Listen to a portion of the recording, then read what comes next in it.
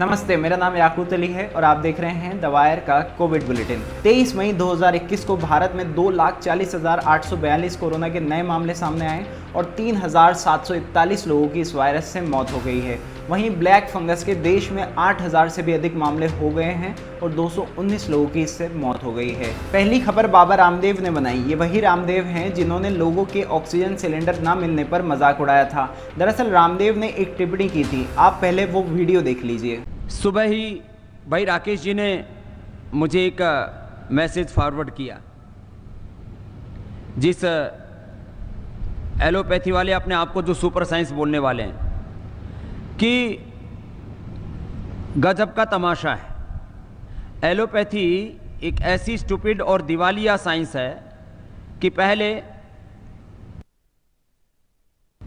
Chloroquine fail हुई, फिर remdesivir fail हो गई, फिर एंटीबायोटिक्स इनके फेल हो गए, फिर स्टेरॉइड इनके फेल हो गए, प्लाज्मा थेरापी के ऊपर भी कल बैन लग गया, और इवरमाक्टिन भी फेल हो गया, और जो है अभी एक बुखार के लिए क्या दे रहे हैं वो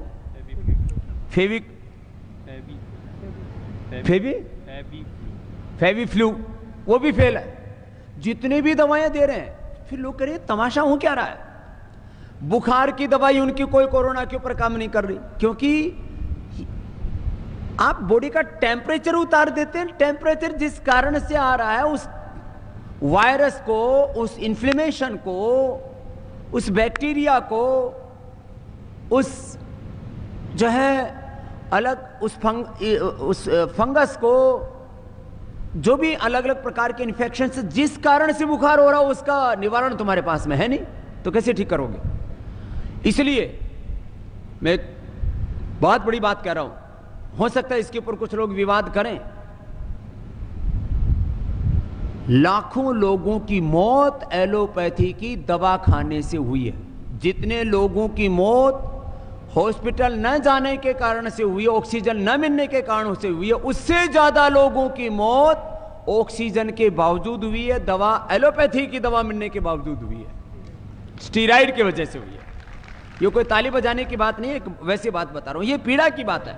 अब इस पर आईएमए सहित कई संस्थानों ने केंद्रीय स्वास्थ्य मंत्री हर्षवर्धन को पत्र लिखकर कहा था कि रामदेव के खिलाफ महामारी अधिनियम के तहत मुकदमा चलाना चाहिए, क्योंकि अशिक्षित बयान देश के शिक्षित समाज के लिए खतरनाक है। साथ ही गरीब लोग इसका शिकार भी हो रहे हैं। अब डॉक्टरों की संस्था आईएमए और डॉक्टरों के अन्य संस्थानों की मांग के बाद केंद्रीय स्वास्थ्य मंत्री डॉक्टर हर्षवर्धन ने रामदेव को एक पत्र लिखकर उनसे अनुरोध किया है कि वे अपने शब्दों को वापस लें। हेल्थ मिनिस्टर के लिखे इस पत्र के बाद बाबा रामदेव ने अब अपने शब्दों को वापस ले लिया है। रामदेव ने ट्वीट कर कहा कि माननीय श्री डॉक्टर हर्षवर्धन जी, आपका पत्र प्राप्त हुआ। उसके संदर्भ में चिकित्सा पद्धतियों के संघर्ष के इस पूरे विवाद को खेदपूर्वक विराम देते हुए मैं अपना वक्तव्य वापस लेता हूँ और ये पत्र आपको संप्रेषित कर रहा हूँ। झारखंड के मुख्यमंत्री हेमंत सोरेन ने एक बार फिर केंद्र सरकार पर सवाल खड़े किए हैं। उन्होंने इंडियन एक्सप्रेस को दिए एक इंटरव्यू में कहा कि केंद्र सरकार न तो कोविड-19 को राष्ट्रव्यापी समस्या के रूप में मान रही है और न ही राज्य सरकारों को अपनी स्थिति के अनुसार इससे निपटने के लिए फैसले लेने की छूट दे रही है। मुख्यमंत्री इतने में चुप नहीं बैठे। उन्होंने ये भी कहा कि उदाहरण के तौर पर अगर झारखंड को अपने लोगों के लिए 3.5 से 4 करोड़ वैक्सीन की डोज की आवश्यकता है, तो उनको केवल 40 लाख डोज ही मिल रहे हैं। एक खबर पंजाब से भी है, जहां कोरोना महामारी के दौरान राज्य में वैक्सीन की किल्लत को दूर करने की पंजाब सरकार की कोशिश को बड़ा झटका लगा है। दरअसल वैक्सीन का उत्पादन करने वाली कंपनी मॉडर्ना ने पंजाब सरकार को टीका देने से साफ इनकार कर दिया है। कंपनी ने कहा है कि हमारी डील केंद्र सरकार से ही होगी, इसलिए हम आपको वैक्सीन नहीं दे सकते हैं। आपको बता दें कि पंजाब के मुख्यमंत्री कैप्टन अमरिंदर सिंह की ओर से निर्देश मिलने के बाद राज्यों के अधिकारियों ने मॉडर्ना समेत कई टीका बनाने वाली कंपनियों से संपर्क किया था, लेकिन उनके हाथ सिर्फ निराशा ही लगी। अब देखना ये होगा कि सरकार वैक्सीन कैसे और कब तक उपलब्ध करवा पाती है। वैक्सीन से जुड़ी एक हेडलाइन भाजपा के वरिष्ठ नेता सुब्रमण्यम स्वामी ने भी बनाई। दरअसल राज्यों में वैक्सीन की किल्लत के बीच स्वामी ने एक ट्वीट किया। ये काफ़ी चौंकाने वाला और केंद्र सरकार को चोट पहुंचाने वाला भी था। वैक्सीन की सप्लाई से निराश इन राज्यों को मिलकर मोदी सरकार को आगाह कराने को कहा गया।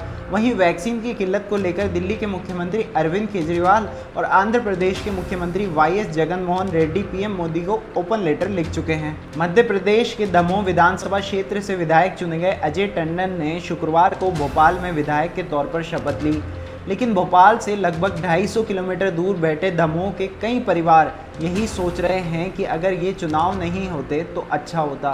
ये वो परिवार हैं जिन्होंने इन चुनावों की वजह से अपने सदस्यों को खो दिया। इन परिवार के लोगों की चुनाव ड्यूटी लगाई गई थी और वहीं से इन्हें कोरोना संक्रमण ने पकड़ लिया।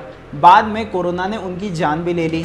चुनाव ड्यूटी के दौरान मरने वाले लोगों में सबसे ज़्यादा तादाद शिक्षकों की है।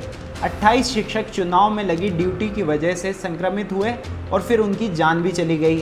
पहले शिक्षकों की मौत की खबर उत्तर प्रदेश से आई और अब मध्य प्रदेश से। अब कुछ लोग कमेंट सेक्शन में आके बोलेंगे कि हम भाजपा को टारगेट कर रहे हैं, लेकिन हम आप लोगों को वही बताते हैं जो ज़मीन पर हो रहा होता है। कोई भी राज्य हो जहां गलत हो रहा होगा, हम आपको आगे भी दिखाते रहेंगे। जाने से पहले एक अपडेट द वायर की टीम से जुड़ी भी है। शो की शुरुआत में मैं आपको एक दिन पहले की तारीख के साथ आंकड़े बताता हूं और यहीं से हर शो की शुरुआत होती है। दरअसल हम बुलेटिन रात को रिकॉर्ड करते हैं और हमारे एडिटर्स शेखर तिवारी और चिन्मय ग्यामलानी की मदद से ये बुलेटिन सुबह जल्दी रिलीज़ हो पाता है। इस बुलेटिन में जितनी मेहनत हमारी होती है उससे कहीं ज़्यादा इन लोगों की होती है।